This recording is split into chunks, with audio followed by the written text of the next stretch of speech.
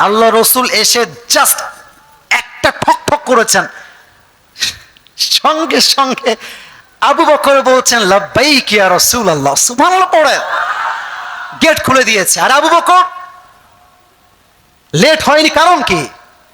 বলছে হে রাসূল, আপনি আমাকে বলেছেন, আল্লাহু আকবার, আপনি আমাকে বলেছেন যে আমি আপনার হিজরতের সাথী হব। ওই সেই দিন থেকে আমি একটা মুহূর্তের জন্য এই দরজা ছাড়তে পারি নাই। সুবহানাল্লাহ বলেন।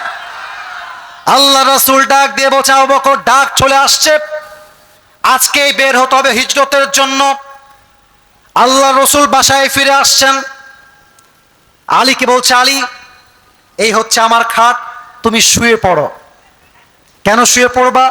যেন কাফেররা বাহির থেকে এটা ভাবতে পারে যে মুহাম্মদ সাল্লাল্লাহু আলাইহি ওয়াসাল্লাম খাটে শুয়ে আছে, এই ফাঁক দিয়ে আমি বের হয়ে যাব। আমি হাদিসটাকে একটু অভিনয় করে বোঝাচ্ছি, আমি মূলত আয়াতের ব্যাখ্যা করছি। কেমনে করছি এটা সামনে বোঝাবো। এটা হচ্ছে গেট, এটা হচ্ছে রাস্তা, বামেও কাফের ডানেও কাফের। আল্লাহ রসুল গেট থেকে বের হলেন, এক মুষ্টি ধুলো নিলেন, সূরা ইয়াসিনের প্রথম 9 আয়াত তেলাওয়াত করলেন, এমনি ছুঁড়ে দিলেন। আল্লাহ সমস্ত কাফেরদের চোখে এমন পর্দা দিলেন, আল্লাহ রসুল সবার সামনে দিয়ে বের হয়ে গেল, কাফেররা চুল পরিমাণ আন্দাজও করতে পারে নাই। সুবহানাল্লাহ, এত আস্তে আশা করি নাই। সুবহানাল্লাহ পড়ে রসুল বের হয়ে গিয়েছেন, গিয়ে দেখছেন আবু বকর দাঁড়ায় আছে। হ্যাঁ যুবকরা, কৌশল কাকে বলে দেখো। সব সময় পরিশ্রম করলে হয় না, মাঝে মাঝে স্মার্ট হয়ে কাজ করতে হয়, মাঝে মাঝে ঝোপ বুঝে কোপ মারতে হয়, ঠিক কিনা বলো? আবু বকর বলছে ইয়া রাসূলুল্লাহ, আমরা এখনই মদিনায় যাব না, ডানে হচ্ছে মদিনা, বামে হচ্ছে গারে সৌর, আমরা আগে গিয়ে গারে সৌরে উঠবো, কাফেররা যখন আমাদেরকে খোঁজাখুঁজি বন্ধ করে দিবে আমরা আবার বের হয়ে যাব। আল্লাহ রাসূল যখন হাঁটতেছিলেন, এটা হচ্ছে পা, এটা হাত আমি জানি, বাট এটাকে এক্সাম্পল হিসেবে আমরা হাত হিসেবে নয়, কি হিসেবে ধরলাম? এটা হচ্ছে পায়ের পাতালি, এটা হচ্ছে পায়ের গোড়ালি। আল্লাহ রসুল যখন হাঁটতেছেন পায়ের পাতায় ভর করে করে হাঁটছেন, পায়ের গোড়ালি এমন করে উঁচু হয়ে আছে। আবু বকর বলছে মা লাকা ইয়া রাসূলুল্লাহ, মা লাকা ইয়া রাসূলুল্লাহ, হে রাসূল আপনার কি হয়েছে, আপনি এমন করে হাঁটছেন কেন? রাসূল বলছে কাফেররা আমাদের পদচিহ্ন অনুসরণ করে আমাদের গন্তব্যে পৌঁছাতে পারে, এই জন্য আমি সতর্কতামূলক কৌশল অবলম্বন করে হাঁটছি। সুবহানাল্লাহ পড়বেন না তো সবাই? নবীজি হাঁটতেছেন, আবু বকর একবার সামনে যায়, একবার পেছনে যায়, একবার সামনে আর একবার পেছনে। মা লাকা ইয়া আবু বকর, এই আবু বকর কি সমস্যা তোমার? একবার সামনে আর একবার পেছনে, হোয়াটস ইউর প্রবলেম ম্যান, কি সমস্যা? আল্লাহু আকবার। আল্লাহ রসুলের ভালোবাসা কাকে বলে? আল্লাহ রসুল বলছেন, হে আল্লাহ রসুলকে বলছেন ইয়া রাসূলুল্লাহ, আমি যখন সামনে থাকি মনে হয় কাফেররা পেছন দিক থেকে অ্যাটাক করবে, আমি যখন পেছনে থাকি আমার মনে হয় সামনে থেকে কাফেররা অ্যাটাক করবে। ফিদাকা আবি ওয়া উম্মি ওয়া কলবি ওয়া রূহি ইয়া রাসূলুল্লাহ, আপনার জন্য রক্ত দিব, জীবন দিব, বাট আমি বেঁচে থাকতে কাফেররা আপনাকে ক্ষতি করবে এটা আমি বরদাস্ত করতে পারবো না। আল্লাহু আকবার। হাঁটতে হাঁটতে পৌঁছে গিয়েছে গারে সৌর, বিশাল বড় পাহাড়। তো পাহাড়গুলো কেমন হয় জানেন?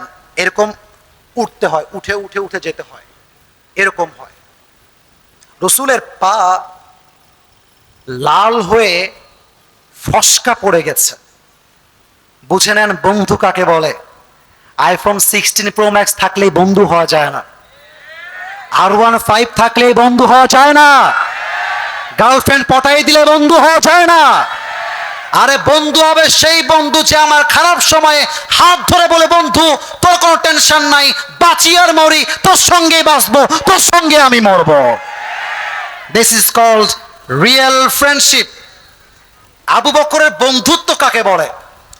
বলছি ইয়া রাসূলুল্লাহ, আপনি থাকতে আমার কোনো কষ্ট হবে তা হবে না, আর আমি থাকতে আপনার কোনো কষ্ট আমি দেখব তা হবে না। আপনি আসেন, এই পুরো পাহাড় আমি আপনাকে আমার কোলে করে পৌঁছায় দিব। সুবহানাল্লাহ পড়বেন না? তো আমার দিকে সবাই, এই কোল মানে ঘাড়ে না, পা থাকবে এইখানে, হাত থাকবে এই কাঁধে এমন করে। আমি কি বুঝাইতে পেরেছি? মানে এই ঘাড়ে উঠবে তা নয়। দেখবেন মাঝে মাঝে হজ এবং ওমরার ফুটেজ আমাদের সামনে আসে, দেখবেন অনেক যুবক তার মাকে কাঁধে নিয়ে হজ করে বা তাওয়াফ করে, কিন্তু ঘাড়ে নয়, পা থাকে এইখানে, হাত থাকে এমন করে বাঁধা। রসুল ঘাড়ে উঠেছেন, আবু বকর হাঁটতে হাঁটতে গারে সোরের গুহার প্রবেশ পর্যন্ত পৌঁছে গিয়েছেন। আল্লাহ এত শক্তি দিয়েছে, আবু বকর একটা মুহূর্তের জন্য থেমে যায় না। সুবহানাল্লাহ পড়ে। এই হচ্ছে প্রবেশ পথ, ভেতরে হচ্ছে গুহা। এবার আসেন আয়াতের মূল ব্যাখ্যায় ফিরে যাই। আবু বকর ডাক দিয়ে বলছেন, ইয়া রাসূলুল্লাহ, ইয়া হাবিবাল্লাহ, আপনি বাহিরে দাঁড়ায় থাকবেন, গুহা আমি পরিষ্কার করে আপনাকে আবার ডাক দিব। ঢুকে গিয়েছে, সব পরিষ্কার করে রসুলকে ডাক দিয়েছেন। বলছেন, ইয়া রাসূলুল্লাহ, আপনি আমার কোলে ঘুমিয়ে যান। কোলে যখন ঘুমিয়েছে, বাচ্চা বলছে চলে গেল মনে হয়। কে গেছে রে বাবা, দেখি তো। না না, ও আসছে, ও যায় নাই।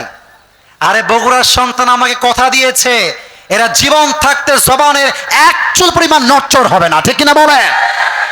আমি আমার শেষের দিকে চলে আসছি। ডোন্ট ওয়ারি, চিন্তা করবেন না, বিরক্ত করতে আসি নাই।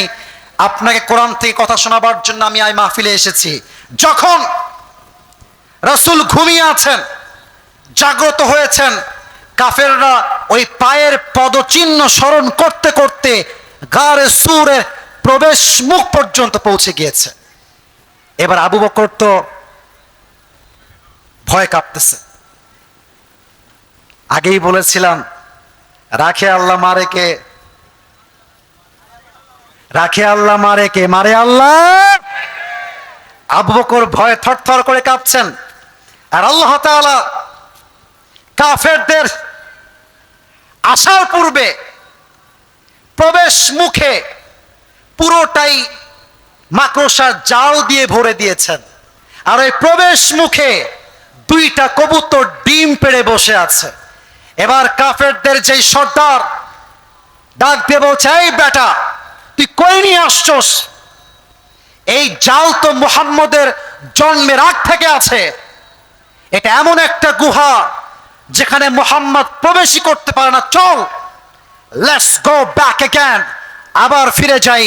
আল্লাহ রসুল বলছে, আবু বকর টেনশন করবা না, লা তাহজান ইন্নাল্লাহা মা'না, ভরসা হারিও না, টেনশন করো না, আমরা একা দুইজন নেই, আমাদের তৃতীয় সাথী আছে একজন। আওয়াজ দিয়ে বলেন সবাই, তিনি কে? ব্যাস, কাফেররা সেখান থেকে ফিরে গেল।